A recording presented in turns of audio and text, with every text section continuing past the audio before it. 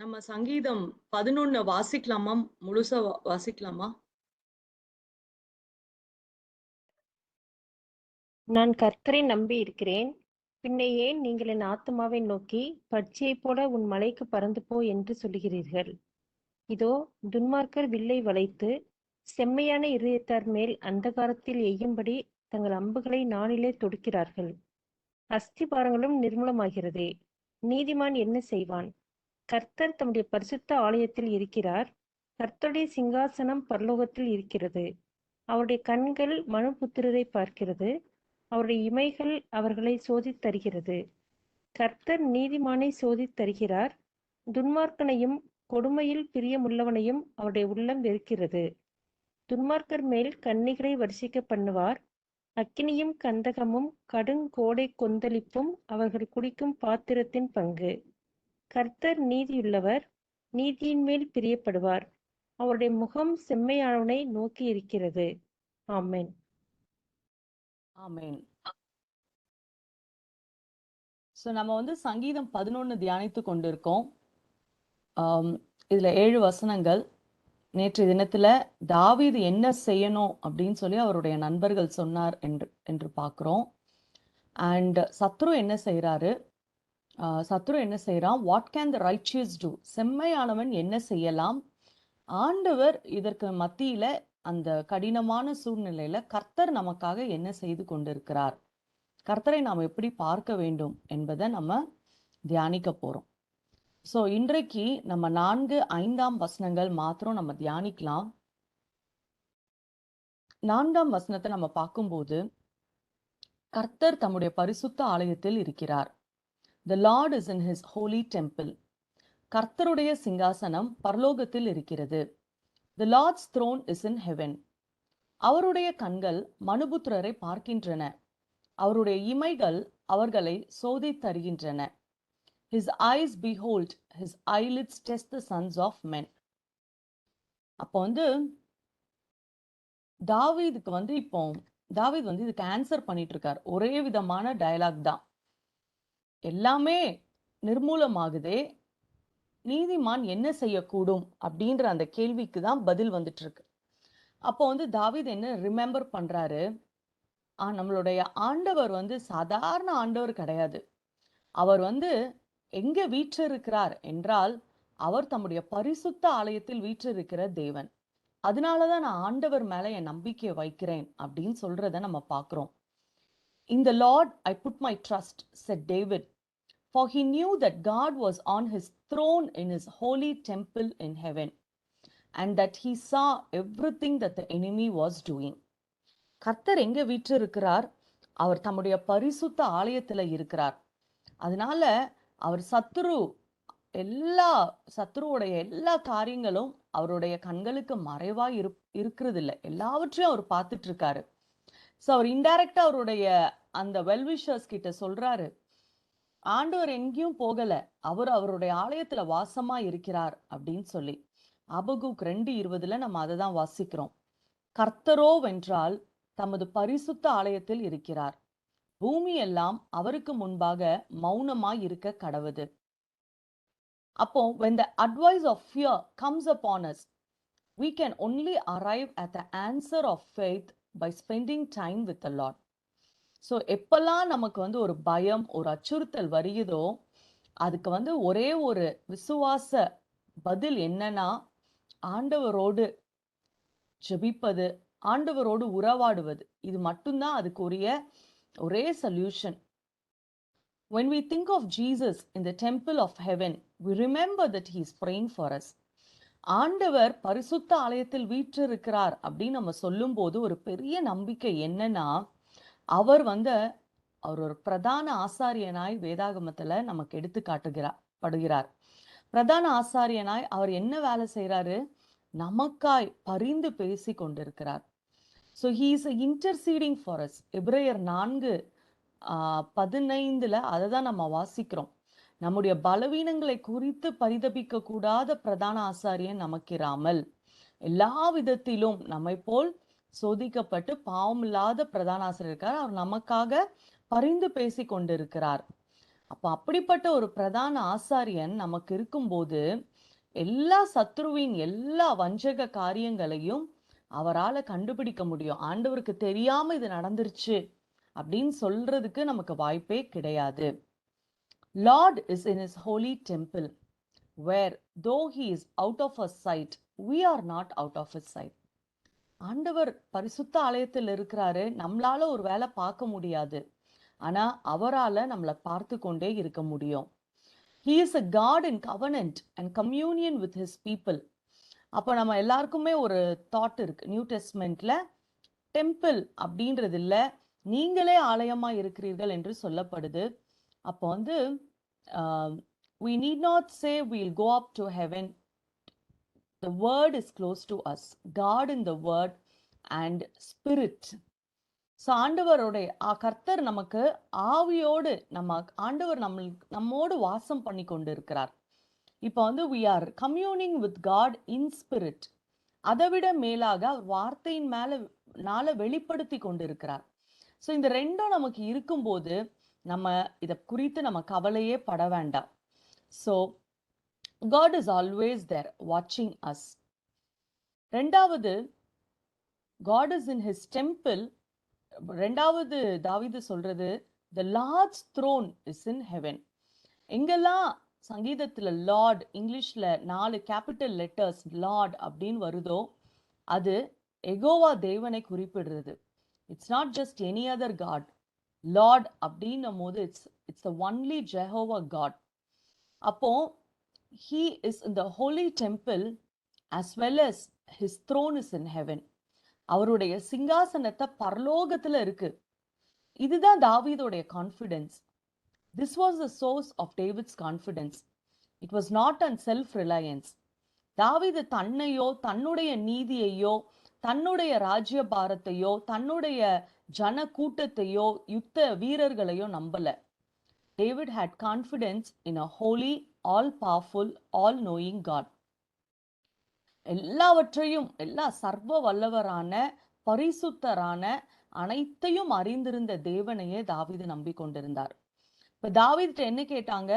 எல்லாம் அழிந்து போகுது, துன்மார்க்கர் வந்து தங்களுடைய அம்புகளை எய்து பயங்கரமா அவங்க வந்து பிளான் பண்ணி பிளாட் பண்றாங்க, செம்மையான மக்கள் வந்து அஃபெக்ட் ஆகுறாங்க. What can the righteous do? செம்மையானவர்கள், நீதிமான் என்ன செய்யக்கூடும் அப்படின்னு சொல்லும் போது அதற்கு தான் தாவீது இந்த பதிலை 4ஆம் வசனத்திலிருந்து 7ஆம் வசனம் வரைக்கும் சொல்றாரு. What can't the righteous do when the Lord God is still on his throne?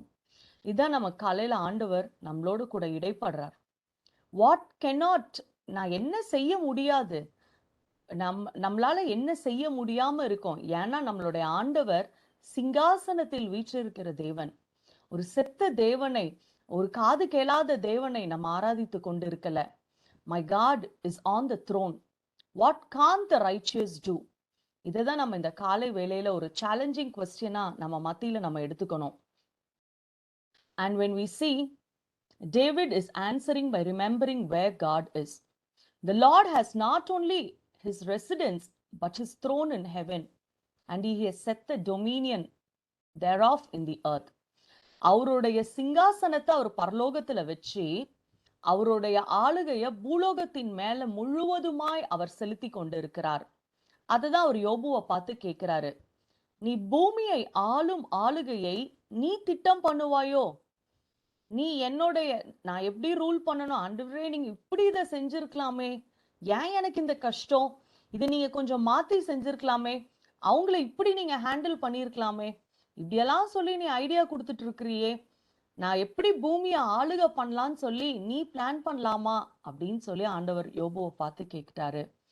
Having prepared his throne in the heavens, his kingdom rules over all. கர்த்தர் வானங்களில் சிங்காசனத்தை ஸ்தாபித்திருக்கிறார், அவருடைய ராஜரீகம் சர்வத்தையும் ஆளுகிறது. Even though he seated on the throne, he is in heavens, but his rule is still, என்னுடைய ஃபேமிலிக்குள்ள அவருடைய rule இருக்கு, என் பிள்ளைங்க மேல அவருடைய ரூல் இருக்கு, என்னுடைய ஒர்க் பிளேஸ்ல அவர் ஆளுகை செய்கிறார் அப்படின்ற அந்த நம்பிக்கை, என்னுடைய பிசினஸ்ல அவர் ஆளுகை செய்து கொண்டிருக்கிறார், என்பது ஒரு பெரிய கான்ஃபிடன்ஸ் இந்த காலை வேளையில நமக்கு கொடுத்து கொண்டிருக்கிறது. அதுதான் தானியேலும் சொல்றாரு 4:26. நீர் பரம அதிகாரத்தை அறிந்த பின் ராஜ்யம் உமக்கு நிலை நிற்கும். So he is a God who is a permanent God. And அடுத்தது தாவீது இந்த 4ஆம் வசனத்துல என்ன சொல்றாருன்னா, his eyes behold. அவர் holy templeல இருக்கிறாரு.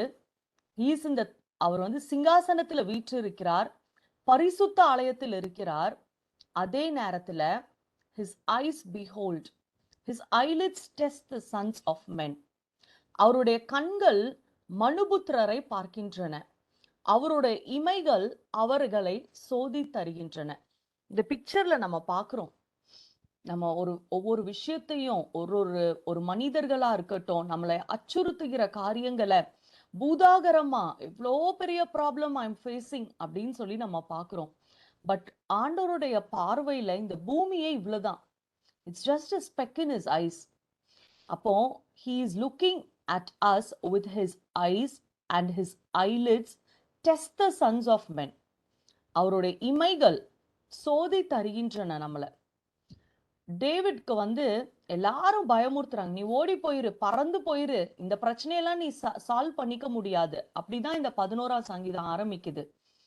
அப்ப அவர் அததான் சொல்றார், நான் தேவனை நம்பிட்டு இருக்கேன், நீங்க ஏன் என்ன பச்சையை போல மலைக்கு பறந்து போன்னு சொல்றீங்க அப்படின்னு சொல்லிதான் ஆரம்பிக்கிறாரு. சோ தாவீது அந்த அட்வைஸ் ஆஃப் ஃபியர், அவங்க எல்லாரும் ரொம்ப நலமா சொன்ன அந்த காரியத்தெல்லாம் தாவீது அதை உள்வாங்கி கொள்ளவே இல்லை. ஏன்னா தாவீதுக்கு நல்லா தெரியும், ஆண்டவர் அவருடைய சூழ்நிலையை அறிவார். David had a greater cause than self-preservation because he knew that God was looking at him and taking care of him as the father's eyes are upon his children. He watches over us because he loves and cares for us. So தாவீதுக்கு வந்து அந்த confidence எப்படி கிடைச்சிச்சு? அவர் ஒரு பிரீஸ்டா அவர் டெம்பிள்ல இருக்கிறாரு, அவர் ஒரு ராஜாவாய் அரசாளுகிறார். ஒரு சாதாரண ஒரு தகப்பனுடைய கண்களை போல, ஒரு அக்கறையாய் உன்னை கண்ணின் மணியை போல நான் வச்சிருக்கிறேன்னு சொன்ன தேவன், எப்படி ஒரு தகப்பன் தன்னுடைய பிள்ளைகளை நேசித்து அரவணைத்து தன் கண்களை வைத்து பார்த்து கொண்டிருப்பாங்களோ, அதே மாதிரி என் ஆண்டவர் என்னை பார்த்து கொண்டிருக்கிறார், அதனால நான் பயப்பட அவசியம் இல்லை, நான் கலங்கி போக அவசியம் இல்லை என்று தாவீது சொல்றாரு. அவருடைய கண்கள் மனுபுத்திரரை நோக்கி பார்க்கின்றன, அவருடைய இமைகள் சோதி தருகின்றன அப்படின்னு சொல்லி நம்ம பார்க்கிறோம். The God perfectly knows every man's true character. ஏன் ஐஸ், ஐலிட்ஸ் அப்படின்னு சொல்லி அந்த ஸ்ட்ரெஸ் கொடுக்கப்பட்டிருக்கு அப்படின்னா, he knows it all. அவருடைய இமைகள் கூட நம்ம மேல கண் வச்சு நம்மளை சோதித்து அறிந்து கொண்டிருக்கிறது. He not only sees us, but he sees through us. அவர் அப்படியே மேலோட்டமா நம்ம மத்தவங்களை பாக்குற மாதிரி ஒரு ஹாஃப் த திங்ஸ் தான் நம்ம உள்வாங்கிப்போம். யாராவது ஒருத்தர் நம்ம கிட்ட ஒரு காரியத்தை சொல்றாங்கன்னா, பட் ஆண்டவர் நம்மளை அப்படி கவனிக்கிறது இல்லை. அவர் முற்று முடிய ஊடுருவி நம்மை பார்க்கிற தேவனாய் இருக்கிறார். He not only knows all they say and do.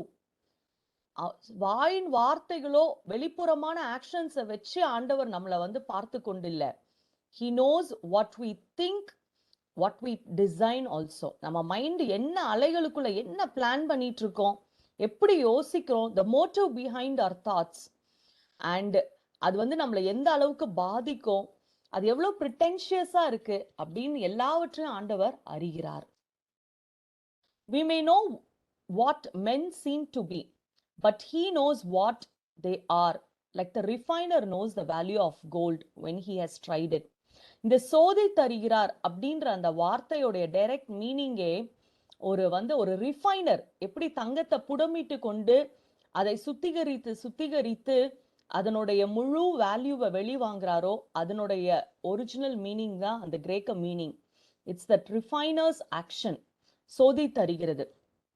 அப்போ வந்து நமக்கு வந்து ஜனங்களை குறித்து நம்ம கூட இருக்கிற மக்களை குறித்து நம்மளுடைய அறிவு கொஞ்சம் தான். ஆனா when God tests us or when God is watching over us, it's like that refiner. God is said to try with his eyes, his eyelids, because he knows men, not இப்ப வந்து ஆண்டவர் இப்ப நம்ம வந்து எப்படி வந்து ஒரு பர்சனுக்கு மார்க் போடுவோம் ஆர் எப்படி பீப்புளை ரேங்க் பண்ணுவோம், அவங்களுடைய ரிப்போர்ட்ஸ் ப்ரெசன்டேஷன்ஸ் இதெல்லாம் வச்சு நம்ம வந்து வேர்ல்ட்லி பீப்புளை நம்ம வந்து கணித்துருவோம். ஆனா ஆண்டவர் வந்து தன்னுடைய கண்களால, தன்னுடைய கண் இமைகளால ஒரு ஸ்ட்ரிக்ட் இன்ஸ்பெக்டரை போல அவர் வந்து முற்றும் முடிய பார்க்கிற தேவனாய் இருக்கிறார். அதனால இது ஒரு பெரிய என்கரேஜ்மெண்ட்.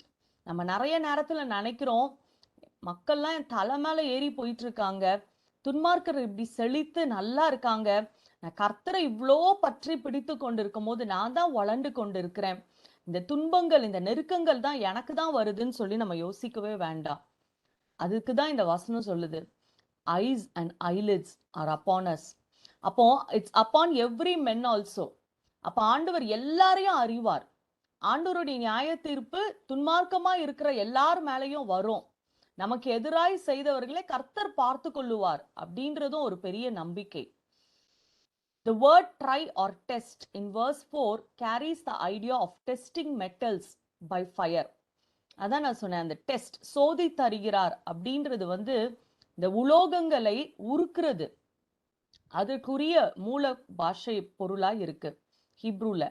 ஜெரமியா 11:20 நம்ம வாசிக்கிறோம், சேனைகளின் கர்த்தாவே, உள்ளந்திரியங்களையும் இருதயத்தையும் சோதி தருகிற நீதியுள்ள நியாயாதிபதியே அப்படின்னு சொல்லி. எரேமியா 17:10 கர்த்தராகிய நானே ஒவ்வொருவனுக்கும் அவனவன் வழிகளுக்கும் செய்கைகளின் பலன்களுக்கும் தக்கதை கொடுக்கும்படிக்கு இருதயத்தை ஆராய்கிறவரும் உள்ளந்திரியங்களை சோதி தருகிறவருமாய் இருக்கிறார்.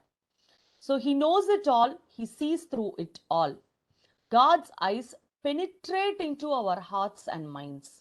ஆண்டவரால பார்க்க முடியாத ஒரு பகுதி, ஆண்டவரால புரிந்து கொள்ள முடியாத ஒரு பகுதி நம்மளுடைய காரியத்துல இல்லவே இல்லை. ரெவலேஷன்ஸ் 2:23 நம்ம வாசிக்கிறோம், நானே உள்ளந்திரியங்களையும் இருதயங்களையும் ஆராய்கிறவர் என்று அப்பொழுது எல்லா சபைகளும் அறிந்து கொள்ள. அப்ப அதனாலதான் ஆண்டவர் வந்து இந்த ரைச்சியஸ் பீப்புளை டெஸ்ட் பண்ணும் போது God brings out the best in us. But சாத்தான் வந்து நம்மளை பரீட்சை பார்க்கும் போது ஆர் டெம்ப்ட் பண்ணும் போது அது முடிவுல தீங்கா முடியும். 2 கொரிந்தியர் 4 பவுல் அதுதான் எழுதுறார், நாங்க துன்பப்படுத்தப்பட்டும் கைவிடப்படுறதில்ல, கீழே தள்ளப்பட்டும் மடிந்து போறதில்லை, ஏன்னா நாங்க சோர்ந்து போறதே இல்லை.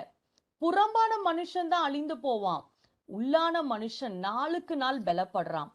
Every trial every test is an opportunity to grow in God அப்படின்னு சொல்லி சொல்றத பாக்குறோம். சோ தாவீதுக்கு நல்லா தெரிஞ்சிருச்சு ஆண்டவர் ஐலிட்ஸ் ஐஸால நம்மளை பார்த்து கொண்டு இருக்கிறாருன்னு. அதற்கு ஒரு நல்ல எக்ஸாம்பிள் வந்து ஆண்டவர் இஸ்ரவேலர்கள் பார்த்தாரு. God saw the plight of the Israelites and heard their cries long ago. இதை நம்ம யாத்திராகமம் புத்தகத்துல நம்ம அதிகமாய் வாசிக்கிறோம். சில காலம் சென்ற பின் எகிப்தின் ராஜா மரித்தான். இஸ்ரவேல் புத்திரர் அடிமைத்தனத்தினால் தவித்து முறையிட்டு கொண்டிருந்தார்கள். அவர்கள் முறையிடும் சத்தம் தேவ சந்நிதியில் எட்டினது. God sees, God hears, God knows them. அப்ப தேவன் அவர்கள் பெருமூச்சை கேட்டு அந்த உடன்படிக்கையை நினைவு கூர்ந்தார் அப்படின்னு போடப்பட்டிருக்கு. God is described in this passage having the sense of sight. அவர் பார்க்கிற தேவனாய் இருக்கிறார். அவங்க சூழ்நிலை, அவங்க அடிமைத்தனத்தை, ஆலோட்டிகளின் நிமித்தம் அவர்களிடும் கூக்குரலை, அவங்களுடைய ஒவ்வொரு நாள் அனுதின அந்த அடிமைத்தனத்தை, அந்த வருத்தப்பட்டு கொண்டிருக்கிறத, எங்களுக்கு ஒரு விடுதலை உண்டா அப்படின்னு சொல்லி அவங்க பேசி கொண்டிருக்கிறத ஆண்டவர் பார்த்து கொண்டிருக்கிறார். God is seeing the pain and hurt of Israel and he is being motivated to compassion. அவர் எல்லாத்தையும் பார்த்துட்டு அமைதியா இல்ல, அவர் மன உருக்கத்தோடு ஒரு சொல்யூஷனோடு இறங்குறார். ஏன்னா நம்ம பார்க்கறதெல்லாம் ஃபைனைட் லெவல்ல தான் நம்ம பார்ப்போம். we only see in a limited sense and finite amount of good and evil. நமக்கு வந்து நன்மை தீமை எல்லாம் நம்ம கண்ணுக்கு நம்ம அறிவுக்கு ரொம்ப கம்மியா தான் தெரியும். ஆனா ஆண்டவர் பார்க்கும்போது அவர் அப்படி பார்க்கறது இல்லை. he sees it all. அவர் அந்த கம்ப்ளீட் பிக்சர் எல்லாவற்றையும் அவர் ஃபுல்லா பார்க்கிற தேவனா இருக்கிறார். ஸோ இந்த இஸ்ரவேலர்களை குறித்து நம்ம வாசிக்கும் போது இஸ்ரவேலர்கள் எப்படி ஒடுக்கப்பட்டார்கள், பார்வோன் கிட்ட இருந்து எப்படி வெளியில போனாங்க அப்படின்னு இஸ்ரவேலர்களை நம்ம அதிகமாய் ஆராயறதை விட அதுல பெரிய பாடம் என்னன்னா, அதுல செயலாற்றின தேவனை நம்ம வித்தியாசமாய் பார்க்க அழைக்கப்படுறோம். அந்த ஆண்டவர், நம்ம ஆண்டவருடைய குணாதிசயம் அதுல எப்படி இருக்கு. we need to understand the nature of our God. Israel அழுது புலம்புறாங்க இஸ்ரவேலர்கள். God paid special attention to them இல்லையா? He heard, he remembered, he saw, he knew. அவர் பார்க்கிறாரு, உடன்படிக்கை நினைவு கூறுகிறார், அவர் அந்த சத்தத்தை கேட்கிறாரு, அவர் எல்லாவற்றையும் அறிந்திருந்தார். இதுதான் நம்மளுடைய தேவனுடைய நேச்சர். அவர் சும்மா பார்த்து கொண்டிருக்கிற தேவன் அல்ல. It describes our God having the full capacity to see the intimate details of every Israelite. ஒவ்வொரு பர்ஃபெக்ட் டீடைல், அதாவது சின்ன சின்ன காரியத்தையும் ஆண்டவர் பார்க்கிற தேவனாய் இருக்கிறார். இஸ்ரவேலர்கள் அப்படிதான் அவர் பார்த்தார். So he sees the injustice, the pain and suffering of Israel at the hands of Egypt. அதனாலதான் அவரால் அவங்க எவ்வளோ அவமானப்படுத்தப்பட்டு எவ்வளோ ஒடுக்கப்பட்டார்கள், எவ்வளோ ஒரு இன்ஜஸ்டிஸ் அவங்க ஃபேஸ் பண்ணாங்கன்னு ஆண்டவர் பார்த்தார். அப்ப இஸ்ரவேலர்களை பார்த்த அதே தேவன் இயேசு கிறிஸ்து நேற்றும் இன்றும் என்றும் மாறாதவரா இருக்கிறாரே, அவர் இன்னைக்கு மாறிடுவாரா? நிச்சயமா கிடையாது. He is a God who sees us. His eyes behold us. His eyelids are seeing us. அப்போ அதே intimate details of us, our sufferings எல்லாத்தையும் ஆண்டவர் பார்த்து கொண்டிருக்கிறார் அப்படின்றத நம்ம ஒருபோதும் மறக்க கூடாது. He continues to see and hear us today. நீதிமொழிகள் 15:3 அதை தான் வாசிக்கிறோம். கர்த்தரின் கண்கள் எவ்விடத்திலும் இருந்து நல்லோரையும் தீயோரையும் நோக்கி பார்க்கிறது. எரேமியா 23:24 எரேமியா தீர்க்கதரிசி சொல்லுகிறாரு, யாவனாகிலும் தன்னை நான் காணாதபடிக்கு மறைவிடங்களில் ஒளித்து கொள்ள கூடுமோ? நான் வானத்தையும் பூமியும் நிரப்புகிறவர் அல்லவா அப்படின்னு சொல்றார். யாராவது போய் என்கிட்ட மறைஞ்சுக்க முடியுமா? every dust, every space, everything, I am the one who fills the space of this world. எனக்கு போய் மறைஞ்சு இருக்கலாம் நீங்க நினைக்கலாமா அப்படின்னு சொல்றாரு. So he's the same yesterday, today and forever. We can trust that God still hears our cries for help. He remembers his promises to us. He sees our current situations and he knows exactly what to do. அவருடைய பார்வைக்கு மறைவான சிருஷ்டி ஒன்றும் இல்லை. சகலமும் அவருடைய கண்களுக்கு முன்பாக வெளியரங்கமும் நிர்வாணமாய் இருக்குது அப்படின்னு சொல்லி நம்ம வாசிக்கிறோம். அடுத்தது 5ஆம் வசனத்துல, கர்த்தர் நீதிமானை சோதி தருகிறார். The Lord tests the righteous. ஆனா துன்மார்க்கனையும் கொடுமையில் பிரியமுள்ளவனையும் அவருடைய உள்ளம் வெறுக்கிறது. But the wicked and the one who loves violence, his soul hates அப்படின்னு சொல்லி பார்க்கிறோம். ஸோ இதுல கொஸ்டின் கேட்கப்படுது தாவீது கிட்ட. எல்லாரும் மோசமா இருக்கிறாங்க, உன்னை சுத்தி ஈவில் பீப்புள் இருக்கிறாங்க, அஸ்திபாரங்கள் எல்லாம் நிர்மூலமாகி கொண்டு போகுதே, ஒரு நீதிமான் என்னத்தை தனியா செய்ய முடியும்? even if the foundations are destroyed, what can the righteous do அப்படின்னு சொல்லி அவருடைய நண்பர்கள் அவரை பார்த்து கேட்கிற ஒரு கேள்வியை தான் இந்த சங்கீதத்துல நம்ம பார்க்கிறோம். அப்ப டேவிட் ஆன்சர் பண்றாரு, the righteous can know that the Lord is testing them because a loving God is testing them. So நீங்க சொல்லலாம் அஸ்திபாரெல்லாம் நிர்மூலமாகுது, நீதிமான் என்ன செய்ய முடியும்னு. ஆண்டவர் நீதிமானை சோதித்து கொண்டுதான் இருக்கிறாரு. ஏன்னா அவர் திராணிக்கு மேல சோதிக்கிற தேவன் இல்ல. சோதித்த பின் நம்ம பொன்னாதான் விளங்க போறோம். இட்ஸ் நாட் த எண்ட் அப்படின்னு சொல்லி தாவீது என்கரேஜ் ஆகி இந்த சங்கீதத்தை பாடுறத நம்ம பார்க்கிறோம். The righteous can know that the Lord is in control. இது ஆண்டவர் நம்மளை சோதிக்கிற நேரம்தான். இம்மை பொழுது நான் உன்னை கைவிட்டேன், உருக்கமான இரக்கங்களால் நான் சேர்த்து கொண்டேன் என்று சொல்ற தேவன். இந்த சிச்சுவேஷன் அவ்வளவு நெருக்கமா தெரியலாம், பட் நம்ம நிச்சயமாய் நமக்குள்ள ஒரு நம்பிக்கை, ஆண்டவர் நம்மை சோதித்து கொண்டிருக்கிற ஒரு பீரியட் தான். If God afflicts good people, it is for their trial and therefore for their good. At times God brings tests and trials to good people to test them, to prove the genuineness of their faith. So இது நமக்கு ஒரு நம்மளுடைய விசுவாசத்தோடைய உறுதி தன்மைய, உண்மை தன்மைய அளக்கிற ஒரு காலகட்டமா இருக்கலாம். அததான் பேதுரு சொல்றாரு 1:7.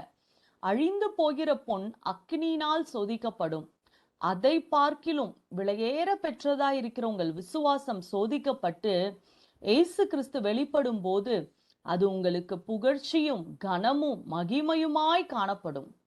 இதுதான் நம்ம ஒவ்வொரு நேரமும் நினைச்சுக்கணும். ஒவ்வொரு கஷ்ட காலத்திலையும் ஒரு சின்ன சேலஞ்சிங் சுச்சுவேஷன் வரும்போது, நம்மளுடைய ரொட்டீன் லைஃப்ல இருந்து ஒரு அவுட் ஆஃப் த வே ஏதாவது ஒண்ணு நடக்கும் போது, Lord you are testing me Lord. Lord என்னுடைய விசுவாசம் வந்து குன்றி போகாதபடிக்கு நீங்க என்னை தைரியப்படுத்துங்க. லார்ட் நான் வந்து என் விலையேற பெற்ற விசுவாசம் சோதிக்கப்பட்டு கொண்டிருக்கு. அது புகழ்ச்சியும் கீர்த்தியும் மகிமையுமாய் உங்க சமூகத்துல காணப்படட்டும் ஆண்டவரே. அற்ப விசுவாசிகளே அப்படின்னு சொல்லி ஆண்டவர் நம்மளை பார்த்து சொல்ற மாதிரி ஆயிடக்கூடாது. சோ அதுதான் அந்த பீரியட் அப்படின்னு நம்ம நினைச்சுக்கணும். யோபுக்கு இது வந்து இதே மாதிரி தான் அந்த பீரியட் இருந்துச்சு. 5 முறை யோபு புத்தகத்துல சோதித்தார், அவர் என்னை சோதித்தார் அப்படின்னு சொல்லி வரும். So Lord allows trials to make the believer better, not bitter. ரொம்ப இந்த ஒரு பிரச்சனைக்கு அப்புறமா நம்ம ஒரு நாள் கசப்புள்ளவர்களாய், ரொம்ப வருத்தத்திற்குரியவர்களாய், செல்ஃப் சிம்பத்தில வாலோ ஆகுறதுக்கு ஆண்டவர் நம்மளை அழைக்கல. He wants us to be better. Satan afflicted Job, and so Job underwent the loss. எல்லாத்தையும் அவர் இழந்தார். ஆனா அவர் சோதித்த பின் பல பல மடங்கு அந்த ஆசீர்வாதங்களை திரும்ப பெற்றுக்கொண்டதை பார்க்கிறோம். So the hardship God sends to those who hate or reject is aimed at breaking them. That pain is meant to either turn them to repentance or prove that total depravity and sinfulness. அவர் நீதிமான சோதி தருகிறார். ஆனா துன்மார்க்கனை அவர் என்ன பண்ணுவாராம்? அவருடைய உள்ளம் வெறுக்குமா. அவரது துன்மார்க்கத்தை, கொடுமையில் பிரியமா இருக்கிறவங்கள, இடும்பு செஞ்சு கொண்டிருக்கிறவங்கள, அவங்களுக்கெல்லாம் வந்து ஆண்டவர் வந்து ஒண்ணு அவங்க மனம் திரும்புவதற்கு ஒரு காலகட்டத்தை கொடுத்து கொண்டே இருப்பாரு. ஒருவேளை அந்த கிரேஸ் பீரியட் அவங்க அலட்சியம் பண்றாங்கன்னா அவங்க மேல அந்த நியாய தீர்ப்பு தான் வரும். அதான் நம்ம வேதாகமத்துல வாசிக்கிறோம். அடிக்கடி கடிந்து கொள்ளப்பட்டும் தன் பிடரிய கடினப்படுத்துறவன் சகாயமின்றி சடுதியில் நாசம் அடைவான். Hyder it will be a judgment on them, on the wicked people. இல்லை என்றால் அவர் வந்து ஒருவரும் கெட்டு போகாமல் எல்லாரும் மனம் திரும்பணும்னு சொல்லி அவர் வந்து நம்மேல் நீடிய பொறுமையுள்ளவராய் இருக்கிறார். அதனாலதான் வந்து he's giving chances அப்படின்னு சொல்லி நம்ம எடுத்துக்கலாம். So our God is a God who's testing the righteous, but the wicked and the one who loves violence his soul hates. ஆண்டவர் எதையாவது ஒன்று வெறுக்கிறார்னா அவர் வந்து இந்த துன்மார்க்கத்தை ரொம்ப வெறுக்கிறார். அததான் நீதிமொழிகள்ல சொல்றோம். 6 காரியத்தை வெறுக்கிறார், 7 அருவருப்பு. அவர் மேட்டிமையான கண், பொய்னாவு, குற்றமுள்ளவர்களை ரத்தம் சிந்தும் கை, துராலோசனை பிணைக்கும் இருதயம், தீங்கு செய்ய விரைந்தோடும் கால், அபத்தம் பேசும் பொய் சாட்சி, சகோதரருக்குள்ள விரோதத்தை உண்டு பண்ணுதல், எல்லாத்தையுமே எல்லா விதமான துன்மார்க்கத்தனம் ஆண்டவர் அதை வெறுக்கிறார். அண்ட் ஆண்டவர் வந்து ரொம்ப அழகா டிஃபரன்ஷியேட் பண்ணுகிற தேவனாய் இருக்கிறார். அவர் நீதிமானுக்கும் அவர் தனக்கு பிரியமானவர்களுக்கும் தன்னை நேசிக்கிறவர்களுக்கும் ஃபெய்த்ஃபுல்லா தன்னை சர்வ் பண்றவங்களுக்கும் ரொம்ப துணிகரமாய் துன்மார்க்கமாய் இருக்கிறவங்களுக்கும் அவர் ஒரு வித்தியாசத்தை காட்டுகிற தேவன். அதனாலதான் அவர் சொல்றாரு, துன்மார்க்கனை என் உள்ளம் வெறுக்குது அப்படின்னு சொல்றாரு. ரொம்ப நல்ல எக்ஸாம்பிள் யாருன்னா பார்வோன் ராஜாவும் ஏரோது ராஜாவும். யாத்ராகமம் புத்தகத்துல நம்ம பார்வோனை பாக்குறோம். இவங்க 2 பேருமே என்ன பண்ணாங்க? குழந்தைங்களெல்லாம் கொன்னுறணும்னு சொல்லி ஒரு கட்டளை போடுறாங்க. அப்போ கடைசியில முடிவு எப்படி மாறிச்சு? அவங்களுடைய முடிவு தான் மோசமா இருந்ததை நம்ம பாக்குறோம். யாத்ராகமம் புத்தகத்துல அவன் வந்து பிறக்கும் ஆண் பிள்ளையெல்லாம் நதியில போட்டுறணும் அப்படின்னு கட்டளையிட்டான். ஆனா அவனுடைய முடிவு எப்படியா இருந்திருக்கும்? செங்கடல்ல பின்னாடியே தரத்திட்டு போகும்போது அவர் வந்து இஸ்ரவேலரை எகிப்தியரின் கைக்கு ரட்சித்தார். கடற்கரையில் எகிப்தியர் செத்து கிடக்கிறதை இஸ்ரவேலர் கண்டார்கள். நிச்சயமாய் பார்வோனும் திரத்திட்டு வந்திருப்பான். பார்வோனும் அதுக்குள்ள உருளைகள் எல்லாம் கலண்டு ரதங்கள் எல்லாம் தண்ணிக்குள்ள முங்கி போய் எடுத்ததுதான் முடிவு. அவர் துன்மார்க்கனை அவருடைய உள்ளம் வெறுக்கிறது. நீதிமானையோ அவர் சோதி தருகிறார். அதே மாதிரிதான் ஏரோது ராஜா.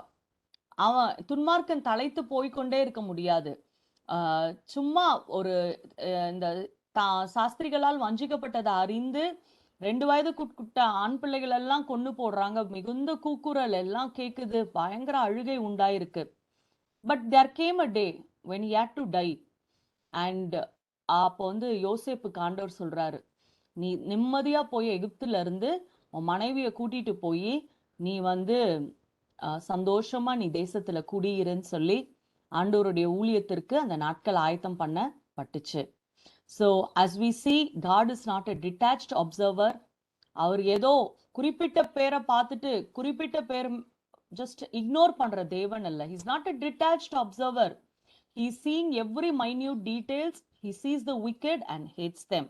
அதனாலதான் தாவீது சொல்றார், நீங்க சொல்ற மாதிரிலாம் நான் மலைக்கு ஓடி போக அவசியம் கிடையாது. Yet I trust in God. I need not flee to protect myself because God in heaven is watching me as well as he is watching my enemies. மத்தவங்களுடைய பிளாட் எனக்கு எதிராய் என்ன யாரு நினைத்து கொண்டு இருக்கிறாங்களோ அதையும் ஆண்டவர் பார்த்து கொண்டு இருக்கிறார்.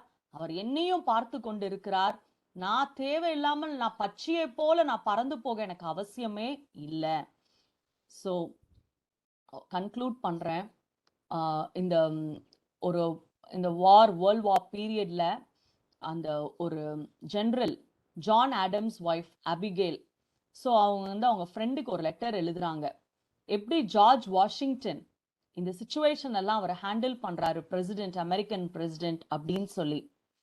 So I am apt to think that our later misfortunes have called out the hidden excellencies of our commander in chief. நம்மளுடைய இந்த நெருக்கமான இந்த வார் சூழல்ல நம்மளுடைய ஆளுகை செய்யற நம்மளுடைய இந்த பிரசிடென்ட் அவருடைய எல்லா ஹிடன் எக்ஸலன்சிஸ், அவருக்குள்ள ஒளிந்திருக்கிற எல்லா காரியமும் வெளியில வந்திருக்கு. அவர் என்ன அழகா ஆளுமை செய்யறார், நிர்வாகம் செய்யறார் என்பதை நம்ம கத்துக்கிட்டோம் அப்படின்னு சொல்லி ஒரு அவங்க பிரசிடென்ட்டை பத்தி எழுதுற ஒரு லெட்டரை குறிக்கிறாங்க. அண்ட் ஷி சேஸ், அந்த லெட்டரை அவங்க அப்படி க்ளோஸ் பண்றாங்க. Affliction is the good man's shining time. ஒரு துன்பமான காலகட்டம் தான் ஒரு நல்ல மனுஷனை பிரகாசிப்பிக்கிற நேரமா இருக்கு.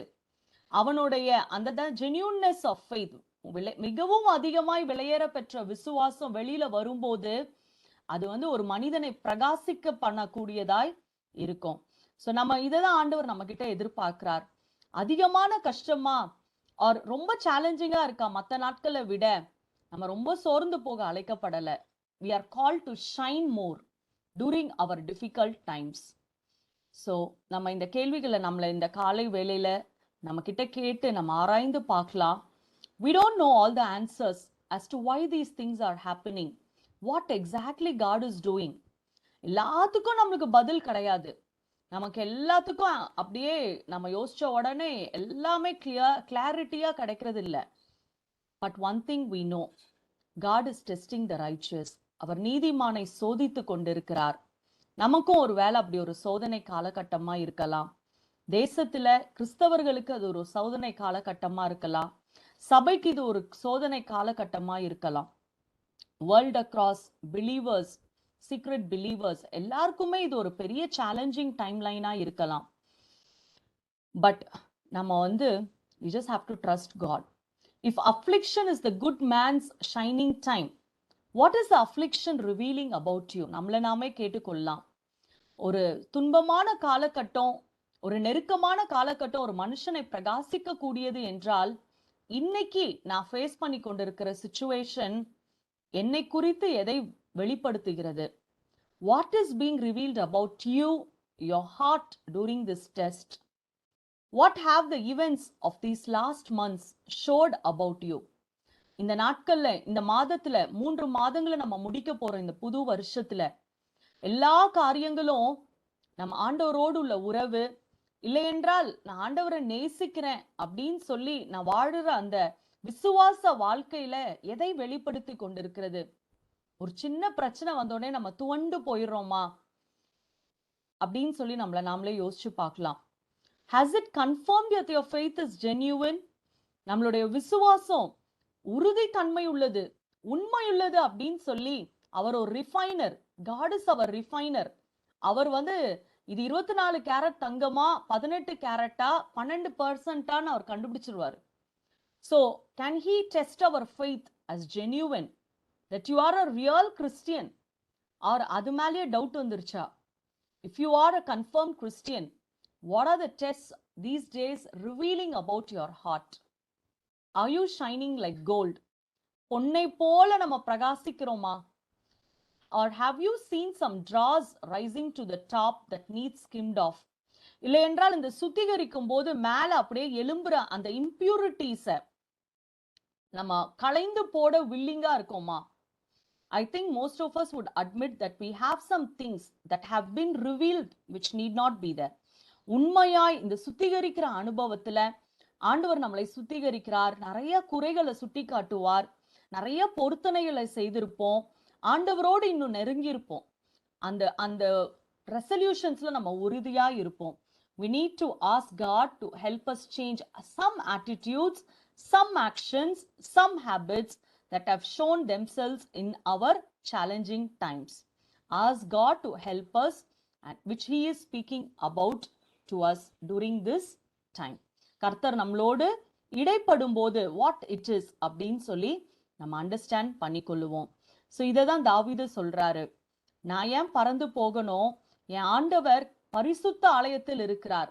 அப்ப நம்ம நினைத்து கொள்ளணும், he is a high priest interceding for us. அவருடைய சிங்காசனம் பரலோகத்துல இருக்கு. அவர் மேல இருந்து அவர் ஆளுகை செய்து கொண்டிருக்கிறார். அவர் கண்களுக்கு மறைவாய், அவர் ஆளுகைக்கு மறைவாய், அவர் சர்வ வியாபி, அவர் sovereign God, அவர் கம்ப்ளீட் ரூலர் அப்படின்னு சொல்லி நம்ம மறக்க கூடாது. அவருடைய கண்கள் மனுபுத்திரரை பார்த்து கொண்டிருக்குது. இமைகள் he sees through us. அவர் நம்மளையும் அப்படிதான் பாக்குறாரு.